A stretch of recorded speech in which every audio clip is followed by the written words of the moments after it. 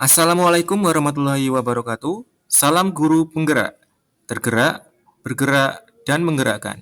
Pada kesempatan kali ini, saya akan memaparkan tugas 1.1.A.8, koneksi antar materi, yaitu kesimpulan dan refleksi modul 1.1. Sebelum saya paparkan, perkenalkan nama saya Nomo Sriyatno dari SMP Darmas Yosowilangun, Kabupaten Lumajang, Jawa Timur. Saya di sini sebagai calon guru penggerak angkatan 8. Saya akan merefleksikan diri saya melalui 3 pertanyaan pemantik berikut ini. Yang pertama, apa yang Anda percaya tentang murid dan pembelajaran di kelas sebelum Anda mempelajari modul 1.1? Yang kedua, apa yang berubah dari pemikiran atau perilaku Anda setelah mempelajari modul ini? Dan yang ketiga, apa yang dapat segera Anda terapkan lebih baik agar kelas Anda mencerminkan pemikiran Ki Hajar Dewantara? Ketika kita mendengar nama Ki Hajar Dewantara, pastinya pikiran kita langsung tertuju pada semboyan Ing Ngarso Sung Tulodo, Ing Madya Mangunkarso, dan Tuturi Handayani. Ing Ngarso Sung Tulodo artinya di depan kita memberikan teladan yang baik, Ing Madya Mangunkarso artinya di tengah memberikan semangat, dan Tuturi Handayani artinya di belakang memberikan dorongan. Benar memang saya tahu betul dengan semboyan di atas, namun saya belum menjiwai dan mengamalkannya dalam peran saya selaku seorang guru. Hal ini terbukti dari banyaknya anggapan yang saya yakini, seperti saya memandang murid sebagai kertas kosong. Untuk diketahui bahwa saya adalah seorang guru matematika, kemudian matematika ini termasuk dalam pelajaran yang sulit bagi siswa. Atas dasar ini, saya meyakini bahwa siswa pasti sulit untuk memahami pelajaran matematika.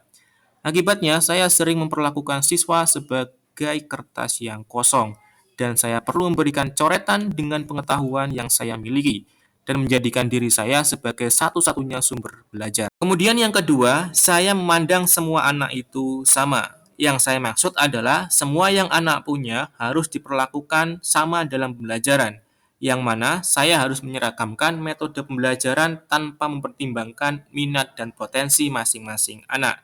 Dan di sisi lain, dengan menyeragamkan metode pembelajaran, maka saya tidak perlu disibukkan dengan pengelolaan pembelajaran dalam kelas. Yang ketiga, saya itu menganggap bahwa saya adalah penguasa kelas. Saat melaksanakan pembelajaran dalam kelas, saya menganggap bahwa siswa harus mengikuti aturan yang saya buat dalam pembelajaran.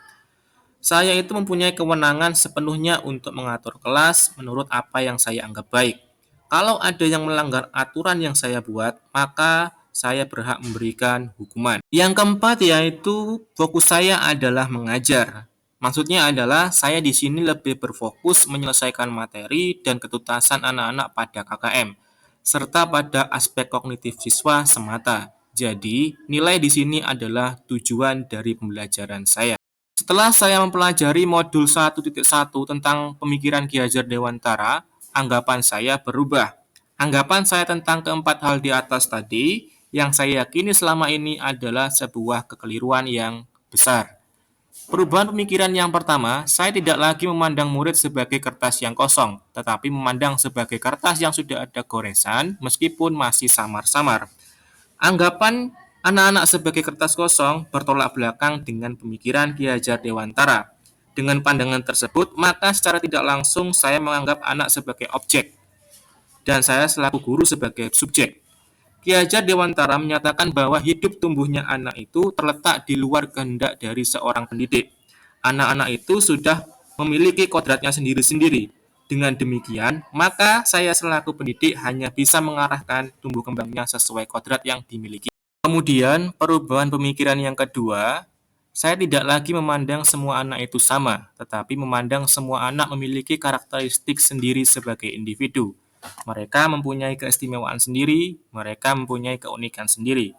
Saya sebagai guru seharusnya memberikan tuntunan kepada anak-anak menurut minat dan potensinya masing-masing. Hal ini sejalan dengan analogi dari Ki Hajar Dewantara bahwa seorang petani tidak akan dapat menjadikan padi yang ditanamnya itu tumbuh sebagai jagung. Selain itu, ia juga tidak dapat memelihara tanaman padi tersebut seperti halnya cara memelihara tanaman kedelai atau tanaman lain. Kemudian perubahan pemikiran yang ketiga, saya tidak lagi menganggap bahwa saya adalah penguasa kelas, tetapi menganggap saya adalah sebagai fasilitator. Anggapan bahwa saya adalah penguasa kelas adalah hal yang kontras dengan pandangan Ki Hajar Dewantara yang harus berhamba pada anak. Berhamba pada anak berarti menaruh rasa hormat dan siap melayani kebutuhan anak dalam pembelajaran. Tentunya sebagai individu, kebutuhan belajar siswa pastinya berbeda. Hamba yang baik akan selalu melayani kebutuhan tuannya sebagai pribadi yang unik dan menghormati keunikannya. Implikasi dari berhamba kepada anak adalah pembelajaran yang guru lakukan haruslah berpusat kepada siswa.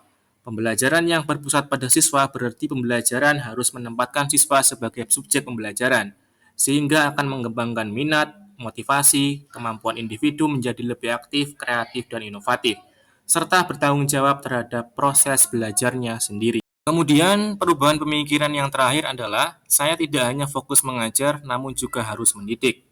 Memang benar bahwa tugas guru adalah mengajar, namun menurut Ki Hajar Dewantara itu belum lengkap. Tugas saya selain mengajar adalah mendidik.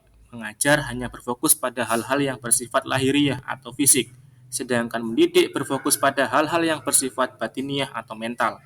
Selain itu, mengajar hanya tertuju pada pencapaian nilai atau grade, sedangkan mendidik lebih diarahkan kepada pengembangan nilai atau value pada anak. Kemudian, pertanyaan pemantik yang ketiga, apa yang dapat segera Anda terapkan lebih baik agar kelas Anda mencerminkan pemikiran Ki Hajar Dewantara? Di sini ada dua. Yang pertama, memberikan ruang dan kebebasan kepada anak-anak didik saya untuk menggali potensi mereka menurut kodratnya masing-masing, sesuai dengan kodrat zaman dan kodrat alamnya. Kemudian yang kedua, menjadikan pembelajaran yang berpusat kepada siswa dengan cara menggunakan model pembelajaran yang bervariasi dan juga media pembelajaran yang sesuai. Kemudian, kesimpulan dari refleksi yang saya paparkan tadi, yang pertama, pendidikan adalah menuntun anak sesuai minat dan bakatnya. Yang kedua, pendidikan tidak hanya ilmu akademis saja, namun juga perlu penanaman budi pekerti. Kemudian yang terakhir, pendidikan sejatinya adalah berhamba kepada anak. Mungkin hanya itu yang bisa saya paparkan. Semoga bermanfaat buat Bapak Ibu semua. Cukup sekian dan terima kasih. Wassalamualaikum warahmatullahi wabarakatuh.